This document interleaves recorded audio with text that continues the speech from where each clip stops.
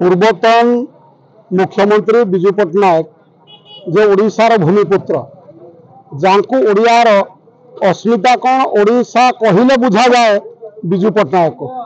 विजु पट्टनायक ओडिशार प्रगतिर सारथी तांकर नाम नामित हो जन्म जयंती पंचायत राज दिवस पालन करा जाउथिला। से पंचायत राज दिवस को आज बीजेपी सरकार तांकर ओडिया अस्मिता को रक्षा न करी अतीत सबु सरकार को पालन कर आसुला।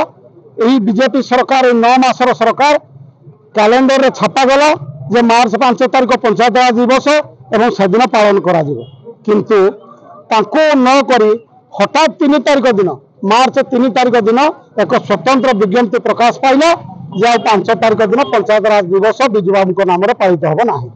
तेणुक या को आम ओडिशावासी छंडीपदा निर्वाचन मंडल समस्त विजु जनता दल कर्मी एवं समस्त पीआरआई मेंबर बृंद तीव्र निंदा करुछंती एवं या को आज एक धारणा सभा दि जाइतिला।